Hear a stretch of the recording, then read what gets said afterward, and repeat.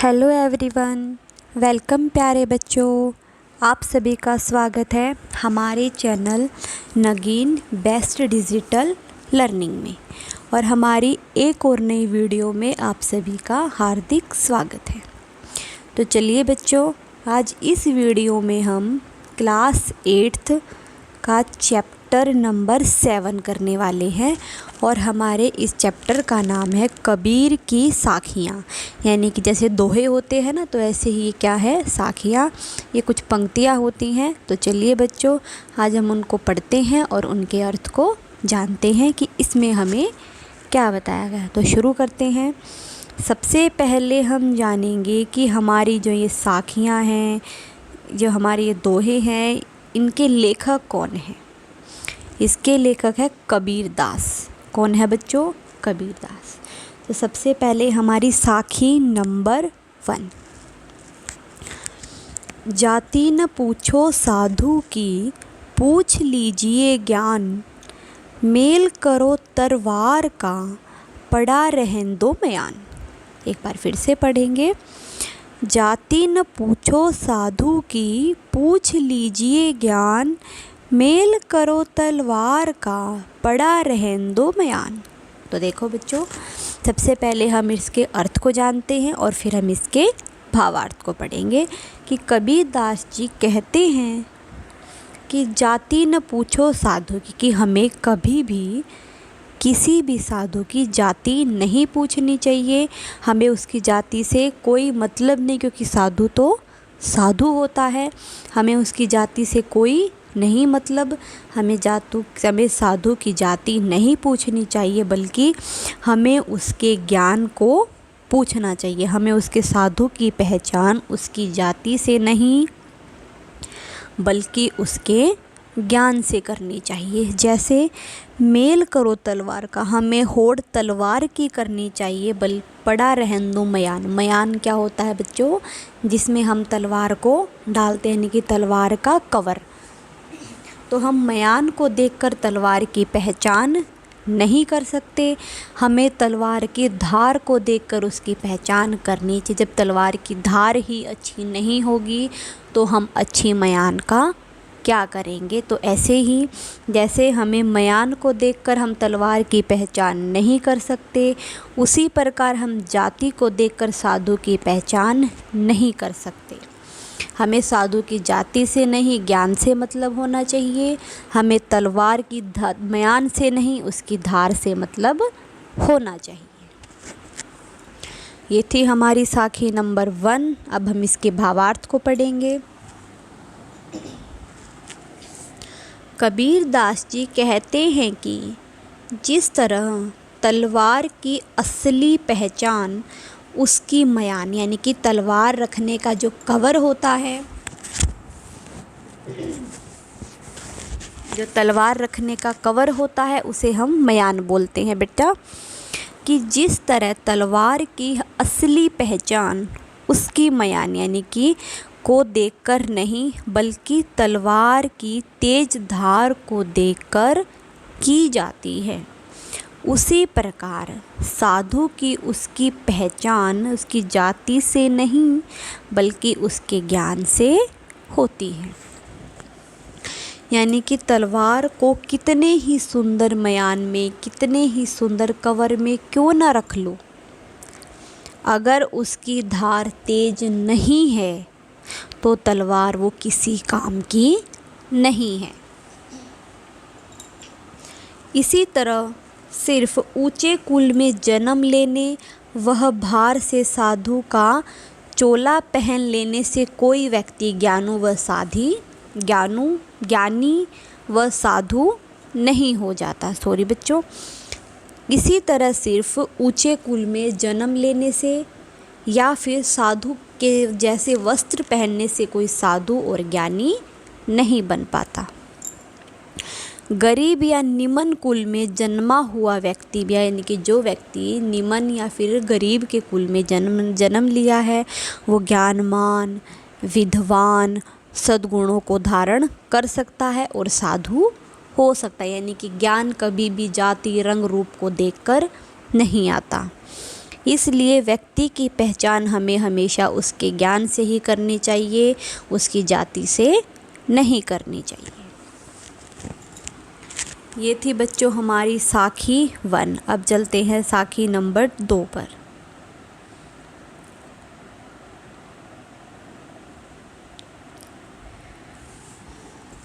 आवग गारी एक है, उल्टत होई अनेक, कह कबीर नहीं उल्टिए, वही एक की एक। बार फिर से पढ़ेंगे। आवग गारी एक है, उल्टत होई अनेक, कह कबीर नहीं उल्टिए, वही एक की एक। देखो बच्चों, इस पंक्तियों में हमें कवि ने क्या बताया है, कबीर दास जी ने हमें क्या बताया है, वो हमें क्या समझाना चाह रहे हैं कि अगर आपकी किसी से लड़ाई हो जाती है, आपका किसी से झगड़ा हो जाता है और सामने वाला अगर आपको एक गाली दे देता है, आवक गारी एक है, अगर आप सामने वाले ने आपको एक गाली दी है, गाली का मतलब है इसमें गाली, अगर सामने वाले ने आपको एक गाली दी है तो उल्टत होई अनेक, तो आप उसको उल्टा मुड़कर अनेक गालियाँ नहीं देंगे, बदले में एक गाली भी नहीं देंगे। कह कबीर यानी कि कबीर जी कह रहे हैं नहीं उल्टी गाली उल्टा मत दीजिए, वही एक की एक, वही एक भी गाली आपको उल्टी नहीं देनी, क्योंकि वो आपकी एक गाली अनेक गालियों में बदल जाती है। ये था इसका अर्थ। अब हम इसके भावार्थ को पढ़ेंगे। कबीर दास जी यहाँ पर कहते हैं, हमें बताते हैं कि अगर आपका किसी से झगड़ा हो जाता है, अगर आपकी किसी से लड़ाई हो जाती है, तो सामने वाला आपको अगर एक गाली भी देता है तो आप उस गाली का जवाब मत दीजिए, क्योंकि सामने वाला जब आपको एक गाली देता है तो आप उसको पलट कर एक गाली देते हैं, तो धीरे धीरे आरोप प्रत्यारोप का सिलसिला चल बढ़े, यानी कि आप उसको एक दोगे, फिर वो आपको देगा, आप उसको दो दोगे, फिर वो दो देगा, ऐसे आप बढ़ते जाओगे। तो ऐसे जो आरोप प्रत्यारोप का जो सिलसिला है, लड़ाई है, वो बढ़ती ही चली जाती है और एक अपशब्द जो अनेक अशब्द में बदल जाते हैं। आगे है, लेकिन जब सामने वाला आपको एक गाली दे और आप सामने वाले की एक गाली का जवाब नहीं देंगे, तो आरोप प्रत्यारोप या फिर जो गालियों का सिलसिला है वो वहीं पर रुक जाते हैं। कि वो आपको कुछ कह देता, अगर आप वहीं पे चुप रहोगे, आप उसको कुछ मुड़ के जवाब नहीं दोगे, तो वो लड़ाई वहीं पर ख़त्म हो जाती है और एक गाली अनेक गालियों में नहीं बदलती है। तो यानी कबीर दास जी कहते हैं, हमें समझाना चाह रहे हैं कि अगर कोई व्यक्ति आपसे लड़ाई करता है और आपको गाली देता है, तो आप उस समय शांत रहिए और धैर्य व संयम को बनाए रखें। अगर आप उस व्यक्ति की गाली का जवाब नहीं देंगे तो वह व्यक्ति भी हार थक कर आखिर में चुप हो जाएगा, आराम से बैठ जाएगा। लेकिन अगर आप उसको एक गाली के बदले में दूसरी गाली जवाब देते रहेंगे तो जो एक गाली है वो अनेक गालियों में बदलती जाएगी, लड़ाई बढ़ती रहेगी, झगड़ा बढ़ता रहेगा और एक बड़ी बहस का रूप ले लेगी, यानी एक छोटी सी बात से बड़ी लड़ाई बन जाएगी। अगर आप चुप रहेंगे तो एक अशब्द एक ही बनकर रहेगी, यानी कि झगड़ा आगे बढ़ेगा ही नहीं और लड़ाई वहीं पर समाप्त हो जाएगी, लड़ाई वहीं पर ख़त्म हो जाएगी। यानी कि इन पंक्ति में हमें कबीर दास ने समझाया है कि हमें हमेशा लड़ाई को, झगड़े को बढ़ावा नहीं देना चाहिए। हम अगर कुछ लड़ाई हो रही है, झगड़ा हो रहा है, कोई हमें कोई अपशब्द कह रहा है, तो हमें शांत रहना चाहिए, धैर्य रखना चाहिए। अगर हम उस टाइम शांत रहेंगे, धैर्य रखेंगे तो हम लड़ाई को ख़त्म कर सकते हैं। अगर हम शांत नहीं रहेंगे, एक अगर उल्टा जवाब देंगे तो हम लड़ाई को बढ़ा सकते हैं। ये थी हमारी साखी नंबर 2। अब है बच्चों साखी नंबर 3।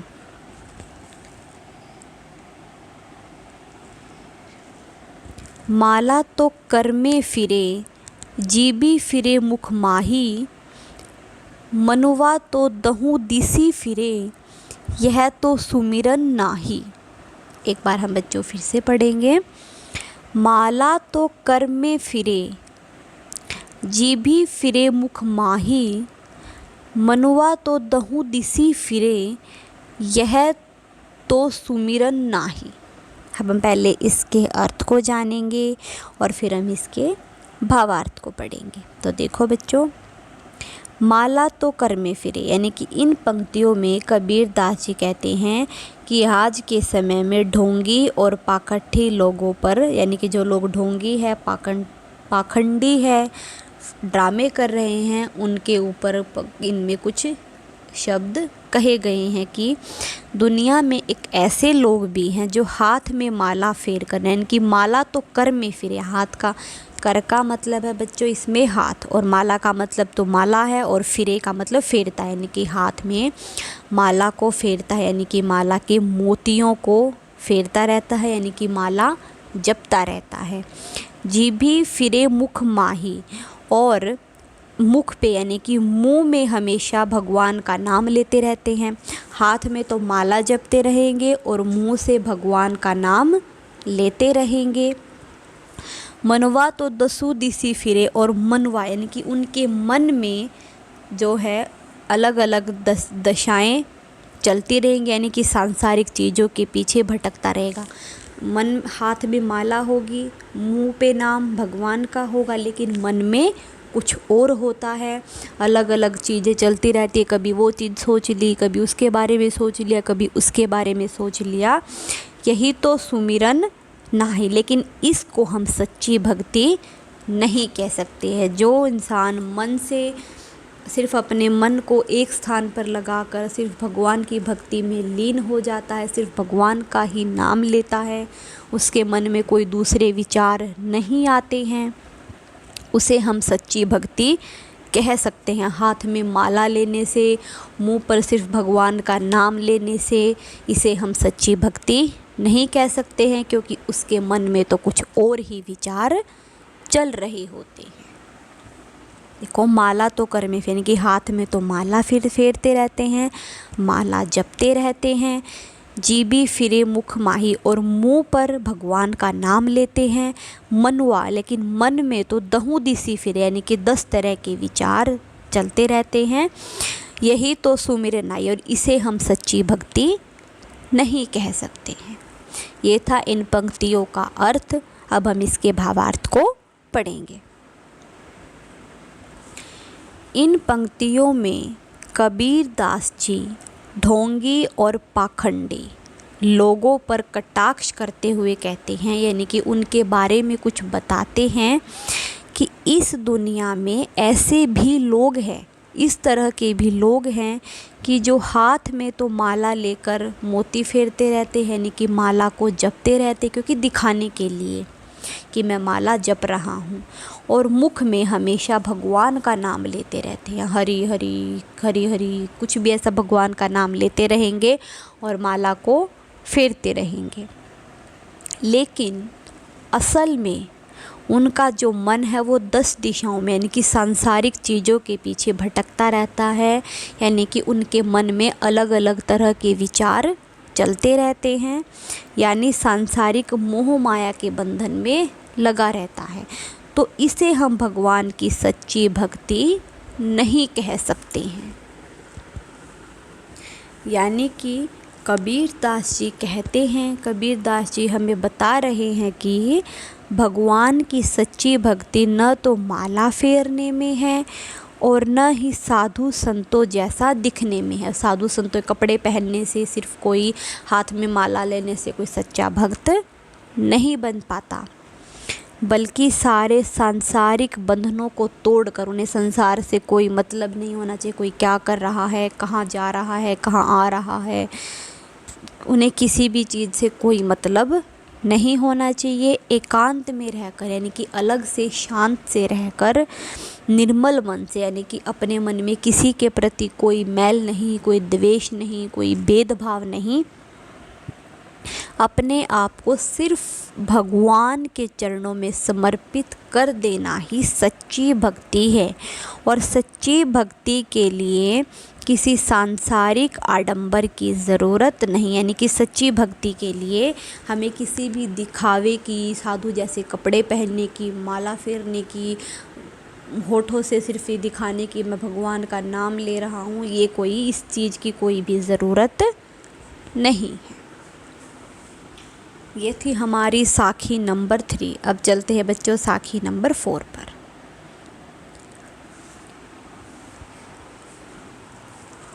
कबीर घास न नींदिए जो पाँव तली होए, उड़ी पड़े जब आँखी में खरी दुहेली होए। एक बार हम फिर से पढ़ेंगे। कबीर घास न नींदिए जो पाँव तली होई, उड़ी पड़े जब आँखी में खरी दुहेली होई। पहले हम इसके अर्थ को जानेंगे, फिर हम इसके भावार्थ को पढ़ेंगे। कि कबीर, इस साखी में कबीर दास जी कहते हैं कि घास न नींदिए, यानी कि घास को मत रोंदिए, घास को मत कुचलिए, जो पाँव तले है यानी कि जो घास, जो तिनका तुम्हारे पाँव तले है उसको मत रोंदिए, यानी कि उसको कभी भी हमें छोटा नहीं समझना चाहिए, उसको हल्के में नहीं लेना चाहिए। उड़े पड़े जब आँख, यानी कि जब वो हवा के झोंके से उड़कर तुम्हारी आँख में जाती है, तुम्हारी आँख में कोई भी तिनका है, कंकर है, हल्की सी भी मिट्टी अगर वो हमारी आँख में चली जाती है, खरी दुहेलू होए, तो हमें बहुत अधिक कष्ट देगा, यानी कि खरी दुहेली यानी कि हमें अधिक कष्ट देगा। कबीर दास जी हमें बता रहे हैं, हमें समझा रहे हैं कि जिस धूल को, जिस छोटे से घास के तिनके को या फिर जिस धूल के छोटे से कण को हमें अब कम नहीं समझना चाहिए, जिसे हम एक सिर्फ धूल समझते हैं, घास का छोटा सा तिनका समझते हैं, तो हमें उसे हल्के में नहीं लेना चाहिए, हमें उसे कम नहीं समझना चाहिए। क्योंकि उड़ी पड़े जब आँखी में, यानी कि जब हवा के झोंके से वो उड़कर हमारी आँख में जाता है, हमारी आँख में घुस जाता है, हमारी आँख में चला जाता है, तो खरी दुहेली हो, यानी कि वो हमारे लिए बहुत मुसीबत खड़ी कर देता है, हमें बहुत कष्ट देता है। ये था हमारी इन पंक्तियों का अर्थ। अब हम इसके भावार्थ को पढ़ेंगे।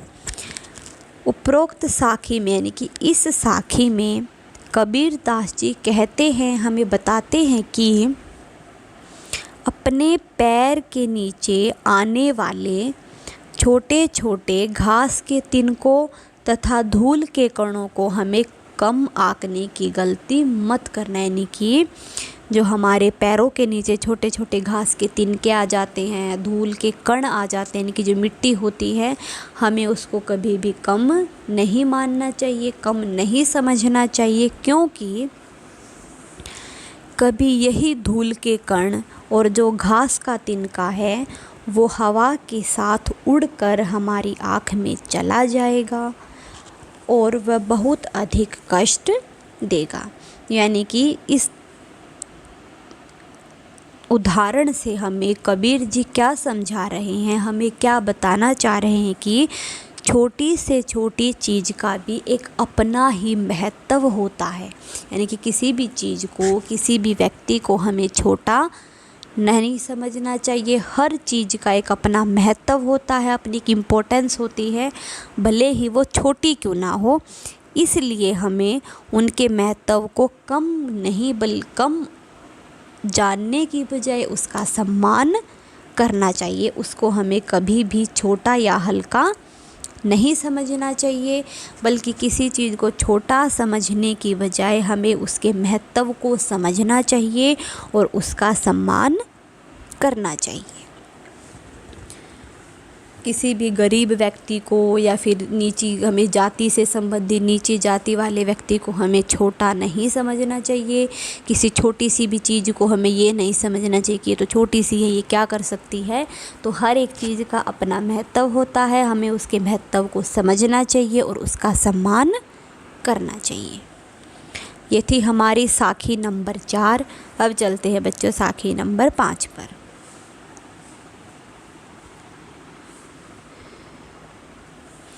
जग में बैरी कोई नहीं, जो मन शीतै होए, या आपा को डारी दे, दया करे सब कोई।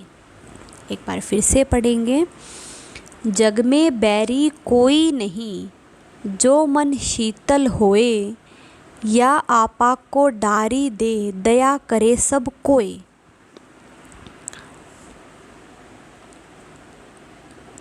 तो देखो बच्चों, पहले तो हम इस पंक्ति का अर्थ समझेंगे और फिर हम इसके भावार्थ को पढ़ेंगे। जग में कोई बैरी नहीं, जो मन शीतल होए। तो इस साखी में कबीर दास जी ने हमें बताया है कि अगर जो मन शीतल हो, यानी कि अगर आपका मन शांत है, शीतल है, बिल्कुल ठंडा है, आपका मन में कोई भी मैल नहीं है, द्वेष नहीं है, कोई क्रोध नहीं है, तो जग में बैरी कोई नहीं, तो पूरी दुनिया में आपका कोई भी दुश्मन नहीं हो सकता। आप सभी से प्यार से बात करेंगे, सहजता से बात करेंगे, शांत रहेंगे, आप में कोई भी अहंकार नहीं होगा।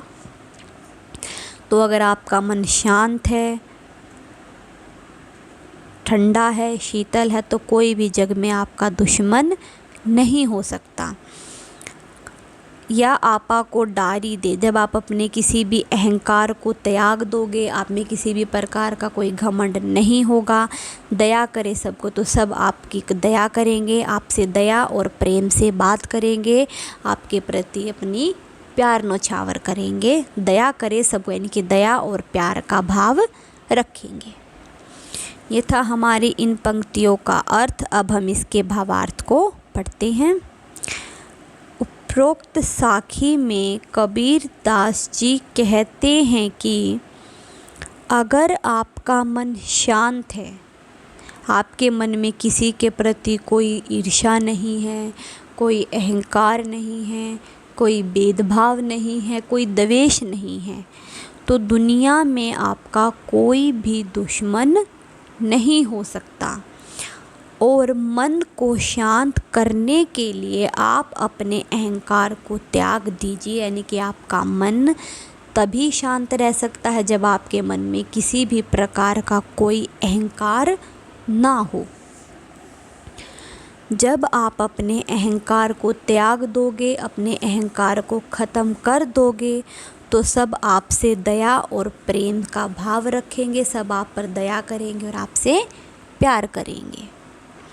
यानी जब आप अपने अहंकार को त्याग दोगे तो आप अपने मन को भी शांत रख पाओगे और आपका इस दुनिया में कोई भी दुश्मन नहीं हो सकता है। और जब कोई दुश्मन ही नहीं होगा, सब आपसे दया और प्रेम का भाव अपने आप ही रखेंगे। यानी कि इस पंक्ति में, इस दोहों में कबीर दास जी ने हमें क्या बताया है, वो हमें क्या बताना चाह रहे हैं कि अगर आपके मन में किसी के प्रति कोई द्वेष नहीं है, कोई मैल नहीं है, अगर आप भी सबसे प्यार करेंगे, सभी के साथ दया और प्रेम का भाव रखेंगे, तो लोग भी आपके साथ दया और प्रेम का भाव रखेंगे। कोई भी आपसे दुश्मनी नहीं करेगा, कोई आपसे नफ़रत नहीं करेगा।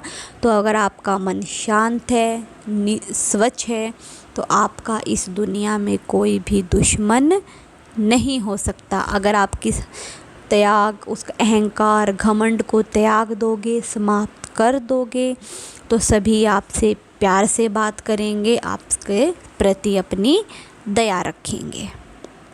ये थी हमारी साखी नंबर 5 और इसके साथ बच्चों हमारा ये पाठ भी समाप्त होता है।